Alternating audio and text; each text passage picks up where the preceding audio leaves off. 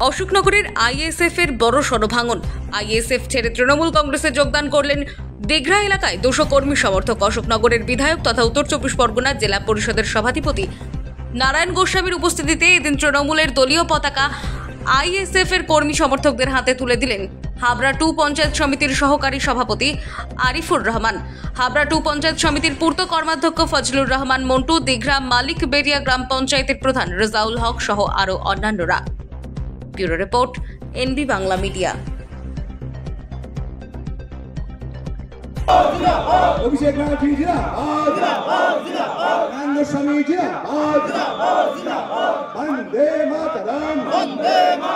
আমরা আমাদের দিঘরায় একটা সাধারণ ঝামেলার জন্য আমরা হাশেম আমাদের সভাপতি ছিল, তাকে আমরা বরখাস্ত চেয়েছি এবং আমরা আইএসএফ থেকে টিএমসি কংগ্রেসে আরিফুর রহমান এবং নারায়ণ গোস্বামী সহ আমরা 200 ছেলে টিএমসিতে জয়েন করেছি।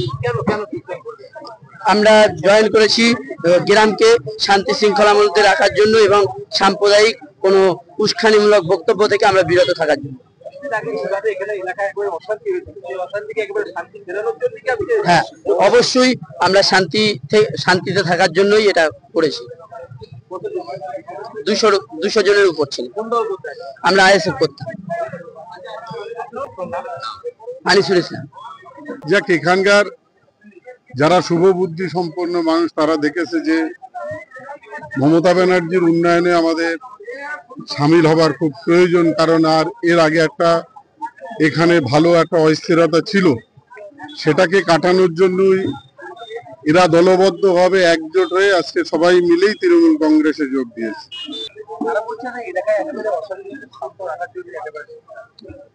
এখানে যে একটা বললাম অস্থিরতা ছিল, সেটা কাটানোই এদের মূল লক্ষ্য, যে আগামী দিন যাতে আর এই ধরনের ঘটনা না ঘটে। আমরাও চাইছি সেটা মনে প্রাণে, যে শুধু এখানে বলে না, হাবড়া 2 নম্বর পঞ্চায়েত সমিতির ভিতরে কোথায় যেন এই ধরনের ঘটনা আর না ঘটে।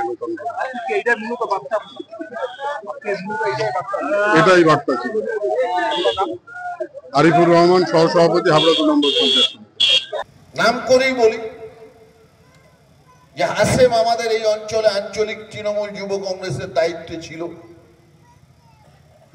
আমি দলের সর্বোচ্চ মহলে কাছে আমি আমার বক্তব্য রেখেছি যে হাসেমকে ওই পদ থেকে অবিলম্বে বরখাস্ত করা হোক।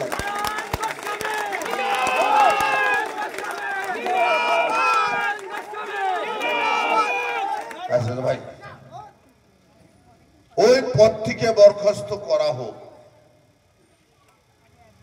আজকের তাই দলের পক্ষ থেকে আমি আপনাদেরকে বলি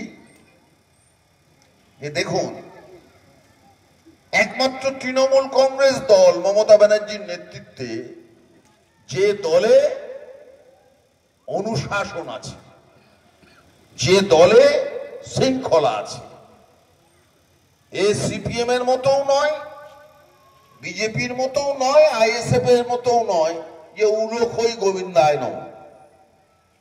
এখানে অনুশাসন আছে। তাই সে পঞ্চায়েতের নির্বাচিত মেম্বার, সেটা তার আইনগত সাংবিধানিক বিষয়, কিন্তু